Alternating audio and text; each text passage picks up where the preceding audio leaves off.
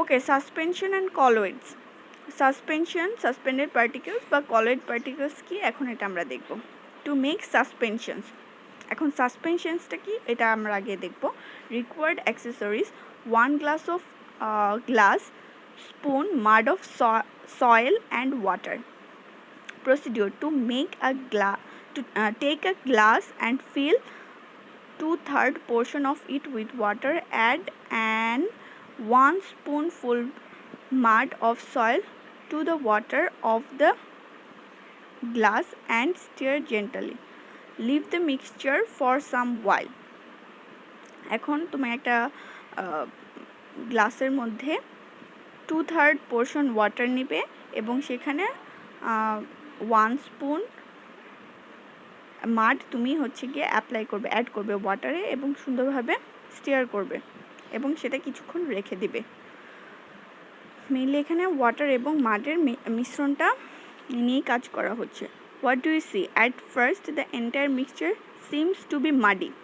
প্রথমে দেখা যাবে যে মানে তুমি যখন এই মিক্সচারটা ফার্স্টে প্রিপেয়ার করবে তখন এন্টায়ার মিক্সচারটা খুবই মাডি বা হচ্ছে ঘোলাটে দেখা যাবে। After keeping it for some time, the comparatively heavy particles of the soil are accumulating at the bottom of the glass, although some particles of the soil which are light and minute are still in floating conditions as the water and the mixture appears to be less muddy. এখন দেখো এটা যখন এই ঘোলাটে situation, এই মিক্সচারটা যখন তুমি কতক্ষণ রেস্ট পজিশনে রেখে দিবে তখন কি হবে, এই যে মাডের মধ্যে যেই হ্যাভি পার্টিকেলসগুলো আছে সেগুলো ফ্লাক্সের নিচে বা গ্লাসের নিচে জমাট বেঁধে যাবে এবং যেই পার্টিকেলসগুলো কম্পারেটিভলি লাইট সেগুলো হচ্ছে পানির উপরে ফ্লটিং অবস্থায় থাকতে থাকবে। Do you see? Leave the mixture undisturbed for some more time. এরপর কী করবে, তুমি আরও কিছুক্ষণ মিক্সচারটা কোনো ধরনের ডিস্টারবেন্স ছাড়া রেখে দিবে। Do you see any change in the mixture? Yes, some more small particles of the soil have gathering at the bottom, but the water is doesn't look comparatively transparent or clear. এবং তারপরে দেখবে যে আরও যে ছোটো পার্টিকেলসগুলো ছিল ওগুলো আস্তে আস্তে পানির নিচে গিয়ে জমা হওয়া শুরু করছে, কিন্তু পানিটা কিন্তু তোমার হচ্ছে স্বচ্ছ বা হচ্ছে একদম ক্লিয়ার দেখা যাবে না, ওটা কিন্তু স্টিল ঘোলাটেই থাকবে। Still then some small particles remain in floating condition in the water. কিন্তু তারপরেও দেখবে যে একদম ছোট ছোট পার্টিকেলস যেগুলো খুবই ছোট সেগুলো কিন্তু পানির উপরে ফ্লটিং অবস্থায় থাকবে। This type of mixture of soil and water from which the components are partially separated is called as suspensions. এই মিক্সচারটা সয়েল এবং ওয়াটারের যে মিক্সচারটা যেখানে পার্শিয়ালি ডিজলভ হয়েছে জিনিসগুলো, পার্টিকেলসগুলো, এটাকে বলা হয় suspension. Similarly the mixtures obtained by adding fine chalk powder or flour with water and stirring gently are also suspensions. এখন চক দিয়ে তুমি এই মিক্সচারটা তৈরি করতে, চক এবং ওয়াটার দিয়ে বা হচ্ছে ফ্লাওয়ার এবং ওয়াটার দিয়ে, সেটাও কিন্তু একটা সাসপেনশনস হয়ে যাবে, সাসপেনশনস বলা যেতে পারে সেই মিক্সচারটাকে। The antibiotic or the antacid suspensions which you use also become partially separated when kept at rest and form sediment at the bottom of the bottle. এখন অ্যান্টিবায়োটিক অথবা অ্যান্টাসিড তো সবাই চিনে, যেটা আমরা হচ্ছে গ্যাস, আমাদের গ্যাস ফর্ম করলে খেয়ে থাকি, ওই অ্যান্টাসিড, লিকুইড অ্যান্টাসিডটাও কিন্তু একটা সাসপেনশন মিক্সচারের মতো, এটার নিচে হ্যাভি পার্টিকেলসগুলো জমা হয়ে থাকে। সো যখন আমরা, that is why those bottles are to be shaken well before use. তার মানে ওই জিনিসগুলো, ওই বটলের জিনিসগুলো খাওয়ার জন্য আমাদের হচ্ছে কি বটলটা ভালোভাবে শেক করতে হবে। ওকে, এখানে দেখো যে and forms sediment at the bottom of the bottle, forms sediment at the bottom of the bottle. এই সেডিমেন্টটাকে বলা হয় যে তোমার বোতলের তলানিতে যেই জিনিসগুলো জমেছে সেটাকে বলা হয় যে সেডিমেন্ট। ওই অ্যান্টাসিডের ওষুধের বটলেও তুমি দেখবে যে নিচে হ্যাভি পার্টিকেলসগুলো জমা হয়ে থাকে, ওগুলোকে সেডিমেন্ট বলে। তো তুমি যখন খাবে সেটা বোতলটা অবশ্যই শেক করে নিতে হবে। Now we can find the difference among solution, suspensions and heterogeneous mixture. So এখানে আমরা সবার সলিউশন, সাসপেনশন এবং হেটেরোজেনাস মিক্সচারের মধ্যে ডিফারেন্সগুলো আমরা খুব সুন্দরভাবে ক্লিয়ারলি বুঝতে পারলাম। The components of heterogeneous mixture can be identified and separated easily. Heterogeneous মিক্সচারের থেকে কম্পোনেন্টসগুলো ইজিলি আইডেন্টিফাই করা যায় এবং সেপারেট করা যায়। In case of suspensions, although the components can be identified but can not be separated. সাসপেনশনে কী হয়, তুমি হচ্ছে কম্পোনেন্টসগুলো তুমি দেখতে পারবা, আইডেন্টিফাই করতে পারবা কোনটা হ্যাভি পার্টিকেলস, স্মল পার্টিকেলস, কিন্তু সেগুলোকে আবার সেপারেট করাটা কিন্তু এত ইজি না। And in case of solutions, the components can not be identified and can not be separated easily. এবং সলিউশনের ক্ষেত্রে কি হবে, তুমি কম্পোনেন্টসগুলোকে আইডেন্টিফাই করতে পারবে না, সেপারেটও করতে পারবে না, কারণ এটা কমপ্লিটলি ডিজলভ পজিশনে চলে যাবে। Now let us come to the story of colloids. এখন সাসপেনশন, হেটেরোজেনাস, হোমোজেনাস মিক্সচার পরে আরেকটা মিক্সচার আছে, এটাকে কলয়েড বলা হয়। In case of suspensions we see that the small particles of the components remain in floating condition, but if it is kept for long time then the particles gather as sediment. আমরা সাসপেনশনে দেখি যে সলিউশনটাকে make করার পরে small পার্টিকেলসগুলো প্রথমে floating অবস্থায় থাকে এবং সেটাকে আরও কিছুক্ষণ রাখার পর সেগুলো আবার সেডিমেন্ট হিসেবে নিচে গ্যাদার করতে থাকে গ্লাসের তলায়। However, cannot it be the case that the particles are so small and light that they will never be able to gather at the bottom of the pot and will always remain in floating or suspending conditions? Yes, surely it can. Hence, this type of mixture where very small particles of a substance remains in floating or suspended conditions in the middle of the particle of another substance, even if it is kept for rest, it will never gather as sediment, that is called colloid. তার মানে কি, যেই মিক্সচারে তোমাদের এমন ছোট ছোট small particles থাকবে যেটাকে তুমি মিক্সচার প্রিপেয়ার করার পর যতই তুমি রেস্ট পজিশনে রেখে দাও, সেটা কখনোই সে নিচে এসে গ্যাদার করবে না, সে সবসময় ফ্লোটিং অবস্থাতেই উপরে থাকবে, নিচে এসে সে সেডিমেন্ট হিসেবে ফর্ম করবে না। সে এতটাই ছোট স্মল পার্টিকেলস যে সে সবসময় ভাসমান অবস্থায় উপরে ফ্লোটিং অবস্থায় থাকবে, এটাকে কলয়েড বলা হয়। The existing components of a colloid are not dissolved into one another but remain scattered. এই কলয়েডসের যে কম্পোনেন্টসগুলো থাকে সেগুলো কমপ্লিটলি ডিজলভ হয় না একটার সাথে, বাট স্ক্যাটার্ড হয়ে মানে উপরে ভাসতে থাকে। In colloid the main component or the component which is more in amount is called continuous phase. এই কলয়েডের মধ্যে যে কম্পোনেন্টটা বেশি থাকে সেটাকে বলা হয় continuous phase, and which remains less is called dispersed phase. যে অ্যামাউন্টটা বেশি থাকে সেটাকে বলা হয় কন্টিনিউয়াস ফেজ, যে অ্যামাউন্টটা কম থাকে সেটাকে বলা হয় ডিসপার্সড ফেজ কলয়েড পার্টিকেলের মধ্যে। Okay, milk is a colloid which is made of water and fat. এখন আমরা মিল্ক যেটা আমরা নর্মালি খেয়ে থাকি সেটা একটা কলয়েড পার্টিকেল, এটার মধ্যে যেটা ফর্ম হয় ওয়াটার এবং ফ্যাট দ্বারা। মিল্কটা কিন্তু ওয়াটার এবং ফ্যাটের combination. The small particles of fat এই ফ্যাটের যে স্মল পার্টিকেলসগুলো এটাকে আমরা বলি হচ্ছে ডিসপার্সড ফেজ, কারণ এটা স্মল অ্যামাউন্টে থাকে। And remain scattered in water continuous phase, ওয়াটারটা হচ্ছে গিয়ে বেশি অ্যামাউন্টে থাকে, এই জন্য এটা continuous phase. which is not seen by naked eyes but with the help of microscope. এটাকে আমরা নেকেড আইজে দেখতে পারবো না কখনোই, এটা আমরা মাইক্রোস্কোপের মাধ্যমে যারা ল্যাবে রিসার্চ করে তারা হচ্ছে গিয়ে দেখে থাকবে। The picture of the milk found with the help of the microscope is শোন ইন দ্য ফিগার। দেখো এই ফিগারটা দেখা যাচ্ছে, এটা হচ্ছে মাইক্রোস্কোপ দিয়ে তোলা মিল্কের যে ফ্যাট পার্টিকেলসগুলো, ওটা হচ্ছে ফ্লোটিং অবস্থায় আছে, ওটা ওখানে দেখানো আছে পিকচারে। Fog is another colloid like milk. ফগটাও কিন্তু একটা হচ্ছে কলয়েড পার্টিকেল মিল্কের মতোই। where small water particles remain scattered in the air, যেখানে ওয়াটারের স্মল পার্টিকেলসগুলো এয়ারে ফ্লট হতে থাকে। Again, our quite known aerosol সবাই আমরা জানি মশা মারার ওষুধ, is one kind of colloid where liquid particles of insect killers float in the air.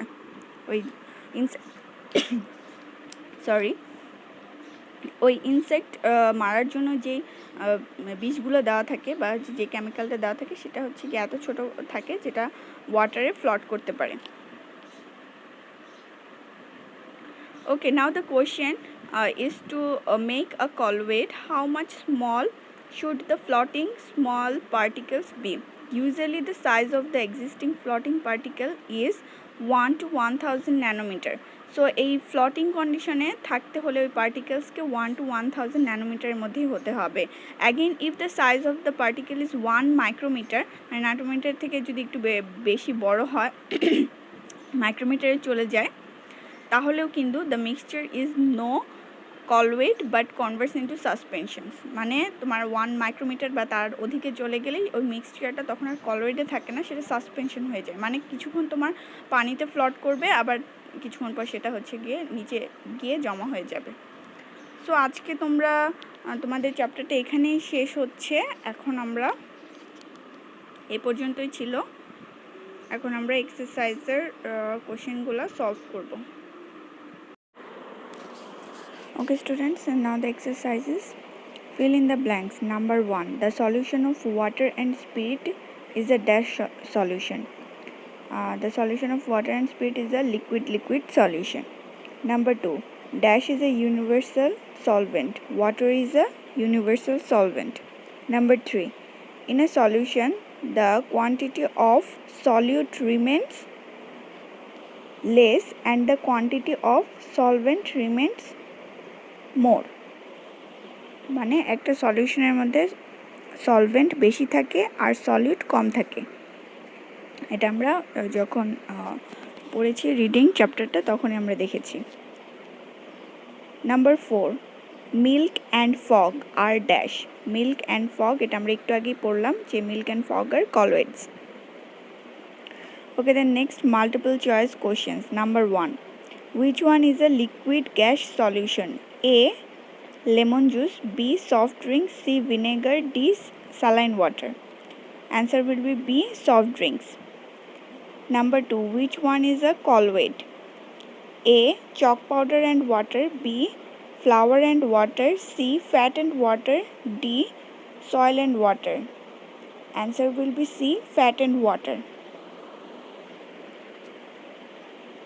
Okay, answer question number 3 and 4 in the light of citation.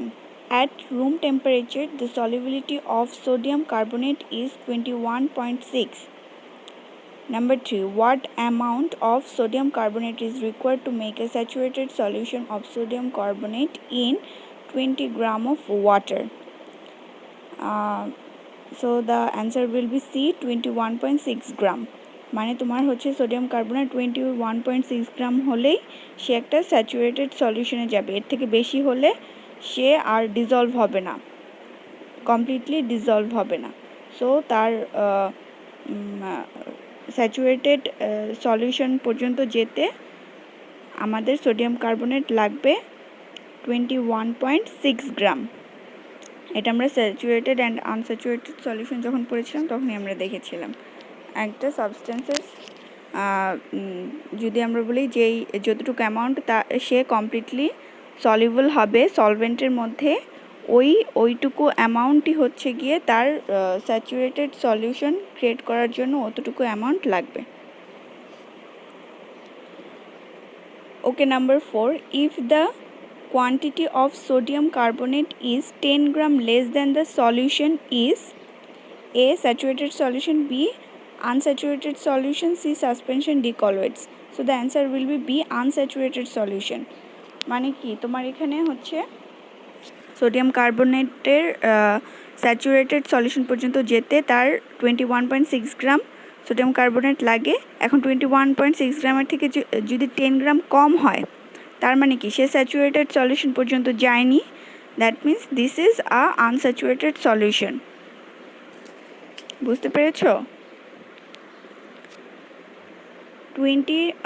Sodium carbonate 21.6 গ্রামের যতটুকুই less হোক, 10 গ্রাম হোক, 1 গ্রাম হোক, 5 গ্রাম হোক, যতটুকুই হোক, যদি লেস অ্যামাউন্ট অফ হয় তখন সেটা হবে একটা আনস্যাচুরেটেড সলিউশন, কারণ সে এখনও স্যাচুরেশন লেভেল পর্যন্ত যায়নি। Okay, short answer question number 1, what is solution? Solution এটা তোমরা সবাই জানো, it is a kind of liquid mixture in the liquid mixture in which solute dissolve in a solvent is called solution। মানে একটা liquid মিক্সচারের মধ্যে যেখানে solute সলভেন্টের মধ্যে dissolved হবে সেটাকে আমরা সলিউশন বলে থাকি।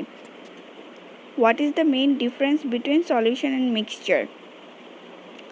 ওকে, মিক্সচার আমরা তোমরা হচ্ছে সলিউশন হবে অবশ্যই, এটা তাদের মধ্যে সলিবিলিটি থাকবে, মানে সলিউটটা সলভেন্টের মধ্যে কমপ্লিটলি ডিজলভ হতে হবে in case of solution, but in case of mixture there will be no dissolving part, মানে ওরা জাস্ট মিক্স হলেই হবে।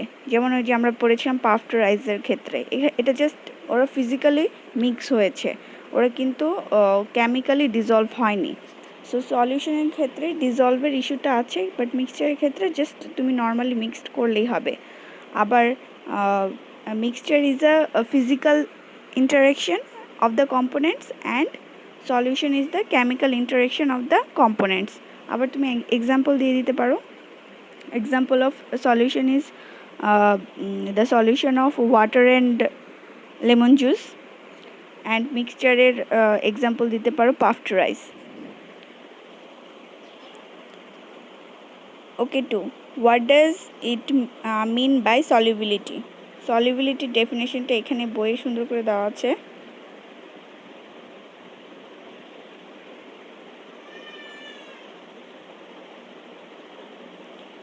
ওকে, পেজ নাম্বার 75 দেখো সলিবিলিটি। সেকেন্ড লাইনে দেখো, the amount of solute required to make a saturated solution at a particular temperature by any solvent of 100 gram is called solubility of that solute in that solvent. So এই লাইনটা দিলেই তোমার হবে the amount of solute, যে যতটুকু amount of solute লাগে to make a saturated solution, একটা saturated solution create করার জন্য অ্যাট আ পার্টিকুলার টেম্পারেচার, অবশ্যই একটা সার্টেন টেম্পারেচার থাকতে হবে, by any solvent of 100 gram, অবশ্যই সলভেন্টটাকে 100 গ্রাম হতে হবে, is called the solubility of that solute in that solvent.